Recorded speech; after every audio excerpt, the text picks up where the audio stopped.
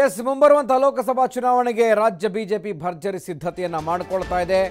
ಹಾಗಾಗಿ ಕೆಲವು ಬದಲಾವಣೆಗಳನ್ನು ರಾಜ್ಯ ಬಿಜೆಪಿಯಲ್ಲಿ ಮಾಡೋದಕ್ಕೆ BS ಯಡಿಯೂರಪ್ಪ ನಿರ್ಧಾರ ಮಾಡಿದ್ದಾರೆ. ಸೊ ಏನಾ ನಿರ್ಧಾರ?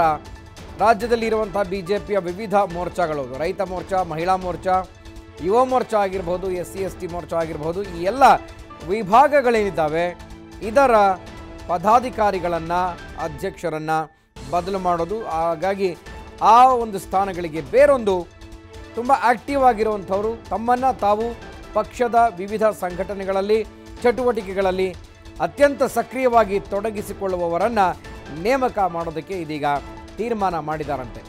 ಇನ್ಯಾಕ್ಟಿವ್ ಆಗಿರುವ ಶೇಕಡ 40ರಷ್ಟು ಸದಸ್ಯರ ಬದಲಾವಣೆಗೆ ಚಿಂತನೆ ನಡೀತಾ ಇದೆ. ಕೆಲವು ಮೋರ್ಚಾಗಳ ಸದಸ್ಯರು ಯಾವುದೇ ಕೆಲಸ ಮಾಡದೆ ನಿಷ್ಕ್ರಿಯರಾಗಿ ಹೋಗಿದ್ದಾರೆ. ಸೊ ಅಂಥದ್ರಲ್ಲಿ ಅವರನ್ನು ಹೇಗೆ ಮುಂದುವರಿಸೋದು, ಮುಂದಿನ ಲೋಕಸಭಾ ಚುನಾವಣೆಗೆ ಹೇಗೆ ಪಕ್ಷದ ಸಂಘಟನೆ, ಹೋರಾಟ ಜೊತೆಗೆ ಕಾರ್ಯಕ್ರಮಗಳನ್ನು ರೂಪಿಸೋದ್ರಲ್ಲಿ ಅವ್ರನ್ನ ಹೇಗೆ ನಂಬ್ಕೊಂಡು ಕೂತ್ಕೊಳ್ಳೋದು, ಈ ತಲೆನೋವು ಇದೀಗ BSYರನ್ನು ಕಾಡ್ತಾ ಇದೆ. ಹೀಗಾಗಿ ಸಕ್ರಿಯವಾಗಿರೋರಿಗೆ ಸ್ಥಾನ ಕೊಡೋದಕ್ಕೆ BS ಯಡಿಯೂರಪ್ಪ ತೀರ್ಮಾನ ಮಾಡಿದ್ದಾರಂತೆ. ಅಂಥವರ ಹುಡುಕಾಟ ಕೂಡ ನಡೀತಾ ಇದೆ. ಲೋಕಸಭೆ ಚುನಾವಣೆಯ ಒಳಗಡೆ ಈ ಒಂದು ಪದಾಧಿಕಾರಿಗಳ ಸ್ಥಾನಗಳಿಗೆ ಮೇಜರ್ ಸರ್ಜರಿಯನ್ನು ಮಾಡೋದಕ್ಕೆ ಚಿಂತನೆಯನ್ನು ನಡೆಸಲಾಗ್ತಾ ಇದೆ ಅಂತ TV5ಗೆ ಬಿಜೆಪಿಯ ಮೂಲಗಳ ಮಾಹಿತಿ ತಿಳಿಸಿದೆ.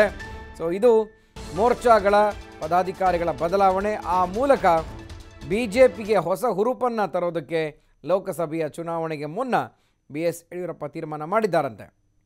ಸೊ ಹಾಗಾಗಿ ಯಾವ ಶಾಸಕರನ್ನು ಆಯ್ಕೆ ಮಾಡಿಕೊಳ್ತಾರೆ, ಹಾಗೆಯೇ ಯಾವ ಒಂದು ಜಿಲ್ಲೆಯ ನಾಯಕರು ಪಕ್ಷದ ಸಂಘಟನೆಯಲ್ಲಿ ತಮ್ಮನ್ನು ತಾವು ತೊಡಗಿಸ್ಕೊಂಡಿರ್ತಾರೆ ಅಂಥವರನ್ನು ಯಾರನ್ನು ಆಯ್ಕೆ ಮಾಡಿಕೊಳ್ತಾರೆ, ಅದು ಸಾಕಷ್ಟು ಗಮನಾರ್ಹವಾದಂಥ ವಿಚಾರ. ಸೊ ಇಲ್ಲೂ ಕೂಡ ಲಾಬಿ ನಡೆಯುತ್ತಾ ಅಥವಾ ಇಲ್ಲೂ ಕೂಡ ಭಿನ್ನಮತ ಆಗುತ್ತಾ? ಯಾಕೆಂದರೆ ಅಫ್ಕೋರ್ಸ್ ಯಾವುದೇ ಒಂದು ಸ್ಥಾನ ನಮಗೆ ಸಿಗಬೇಕು ಅಂತ ಹಲವಾರು ವರ್ಷಗಳಿಂದ ಒಂದು ಪಕ್ಷದಲ್ಲಿ ಸಂಘಟನೆಯಲ್ಲಿ ತೊಡಗಿರ್ತಾರೆ. ಅಂಥವ್ರನ್ನ ಗುರುತಿಸದೆ ಹೋದರೆ ಅವರಿಗೆ ಕೆಲವು ಅಸಮಾಧಾನಗಳಾಗೋದುಂಟು. ಆದರೆ ಅದೆಲ್ಲವನ್ನು ಪಕ್ಕಕ್ಕಿಟ್ಟು ಇದೀಗ ಲೋಕಸಭೆ ಚುನಾವಣೆಯ ಒಳಗಡೆ ಮೇಜರ್ ಸರ್ಜರಿಗೆ ಚಿಂತನೆಯನ್ನು ಮಾಡಿದ್ದಾರೆ.